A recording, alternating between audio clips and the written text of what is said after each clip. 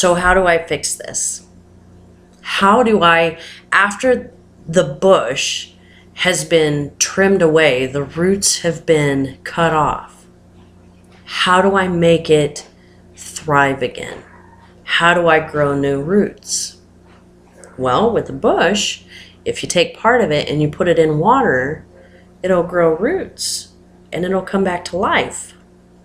If a bush can do that, then a brain certainly can. Or that's the way I see it. But I tell you what, no matter what, I'm not giving up. So after being told several times that I was a bad parent and that Tristan was just a bad child, he just had bad behavior issues, I wanted to give up. But I knew that I couldn't. For his sake, I could not give up. So I had to figure out how to fix what was broken. So I sat down and I watched Tristan. I watched everything that he did. And I noticed that when he threw himself on the floor and wanted a drink of water, he would scream at the top of his lungs, but he would point to the sink. The fact that somebody points, that tells you that they know what they want. So I knew that if he knows what he wants and he knows where it's at, I can get him to talk. I just have to be able to reach in his brain and just pluck it out. How do I do that?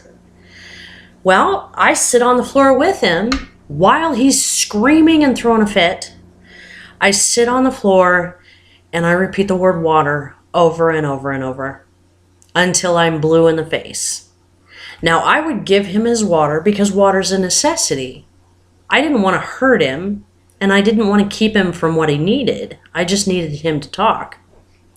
So I would give him his water, but when I gave him his water, I would say things like, that water tastes good. That water feels so good in your mouth.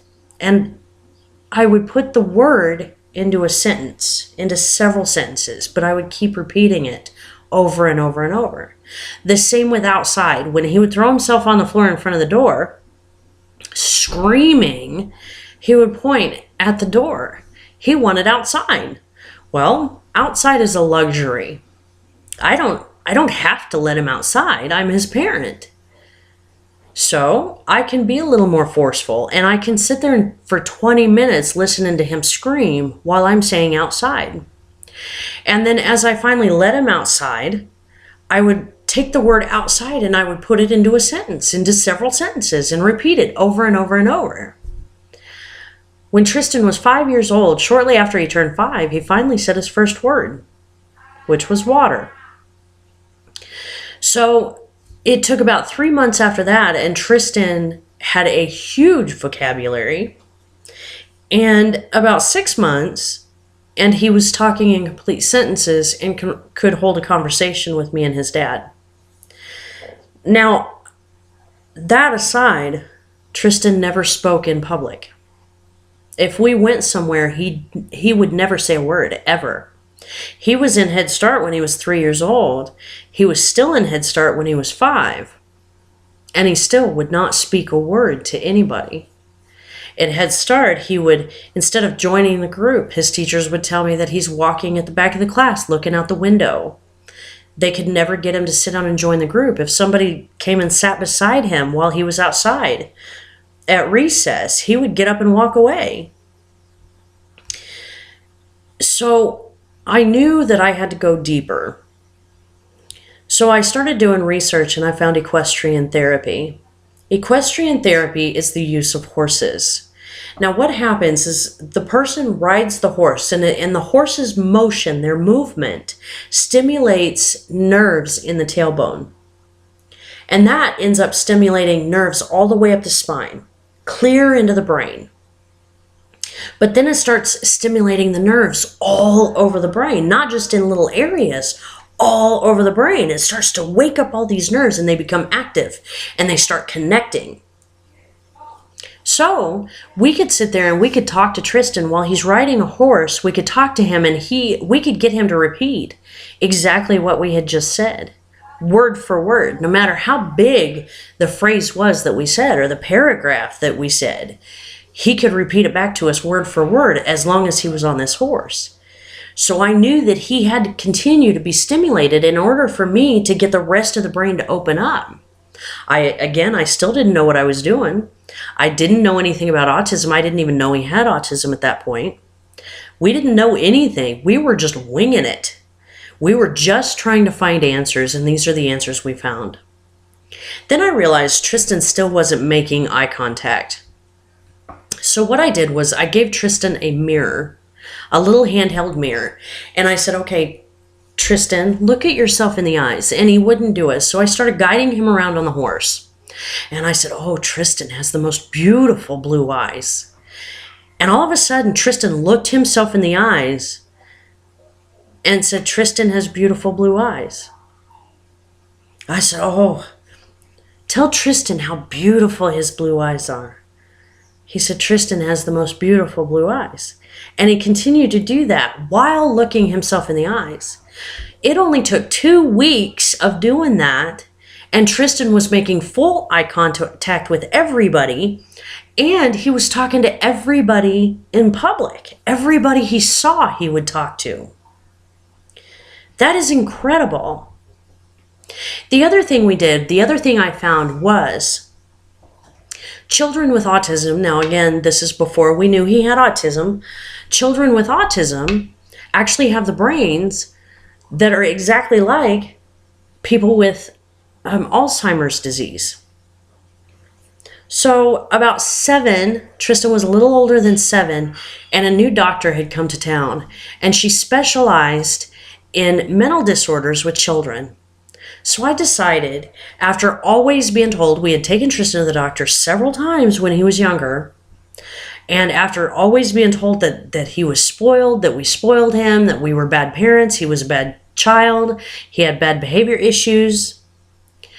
After that, I was very skeptical about taking Tristan to another doctor, but something in me said, just go. Just one more time. Just try it one more time. So I did. Her name was Kim Newharth in Panora, Iowa. Now, I took Tristan to see her, and after a few weeks, she did several assessments. She met with all of his teachers, met with him, and she found that he had autism. She diagnosed him with moderate functioning autism. She had mentioned to us that he was actually born a non-functioning autistic, and she was actually very shocked that we were able to take him from being a non-functioning autistic to being a moderate functioning. So I said, well, if I can get him to go from non-functioning to a moderate, I can get him to a high functioning. So that was my goal. Now, how do I do that? I went home and did my research. I researched everything. I've read every book I could possibly find on autism. I've read every article. Everything I could find on autism, I read it. And I applied it to our lives. Now, when Tristan, before he turned 5, we were told that he would never speak, that we would never hear him say a word, that he would never wrap his arms around our neck and hug us because he wasn't able to do that. So I thought, okay, I got him to talk. I can get him to hug me. So to get him to hug me, I would go to hug him and he would put his arms in front of him to keep us separated. He couldn't handle the closeness. So I would take his arms and I would wrap them around my neck and tell him Mama needs a proper hug to make her heart feel better. And he started hugging me. He may not have liked it, but he did it. And the other things that we did was Namenda. Now, Namenda, because autism is a lot like Alzheimer's disease, Namenda is a drug for Alzheimer's disease. So we decided that we would put Tristan on Namenda. Now, he was on this drug, and it was a miracle drug. It was like while he was on this medication, it was like nothing was ever wrong with him. And this drug was actually given to a girl. She was 14 years old. She was a non-functioning autistic. And it was given to her And 2 weeks after she started taking it, her very first words spoken was she came out in the morning. She woke up in the morning, she came out in the kitchen, and she said, "It smells like we're having pancakes for breakfast." Those were her first words in 14 years. This drug helped. So we put Tristan on the medication, and it worked. There were so many things that we were able to do for him. He started making friends. Something he had never done before, never had friends. And he started making friends. The other thing we do, music. Music. Now, we were paying $3,000 a month for 5 days a week for 2 hours a day for Tristan to ride a horse around an arena. And in my research, I actually found out that music does the exact same thing. It stimulates everything in your body, every nerve in your body. Music stimulates that, and it stimulates every nerve and every cell in your brain. Makes them active, makes them want to connect. Music is a miracle for children with autism. It works, and it's the best drug to give your child. It's the best drug to give yourself. My advice to parents would be, don't listen to anybody. If you have a gut feeling about your child, you listen to you. You are the only person that knows your child. People on the outside, they can give their advice all they want to, but unless they have walked in your shoes, have taken the steps in your footsteps, their advice is useless. Don't listen to them. My advice to teachers, to everybody out there for that matter, listen to the parents. I know my child. I don't care that my child's teacher has been in her field for 38 years, that she has dealt with over 400 children just like my son. When they have to call me every single week to have a meeting because they're having some sort of issue, but yet they refuse to listen to what I have to say, there's something wrong with that. I know my child better than anybody. Those 400 children that came before my child, they are nothing like him. Every child is different. Children learn in their own ways. And it's only the parents that know that. They know how to teach their children. And my advice to you as social workers, if you're social workers or you work for Department of Family Services, I recommend that before you judge on what a child is doing or what a parent is doing with their child, take a moment to ask why. I was turned in so many times because people thought I wasn't doing best for my child because I chose to keep him unmedicated. I chose to keep him off of drugs like lithium and risperidol and Buspar. Why? Because I did my research. I know what causes or what side effects those drugs give. And I was not willing to put my child in danger just to change everything about him. Listen to the parents. I never once beat my child, not one time. But yet everybody on the outside seemed to have thought that I was doing so wrong by him because I wouldn't give in, because I wouldn't just medicate him, because I wouldn't have him hospitalized. Listen to the parents.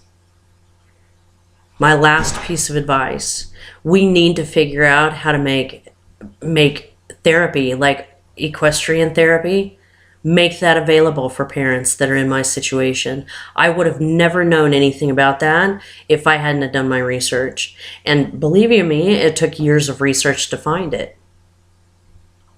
We need to make that available to parents all over the country. We need to be writing these things down so that we can pass it from parent to parent. Make things like this that are useful for children available so that we don't have to medicate our children on drugs that are killing them. I thank you so much for your time. I do hope that this is very helpful for you. Thank you again.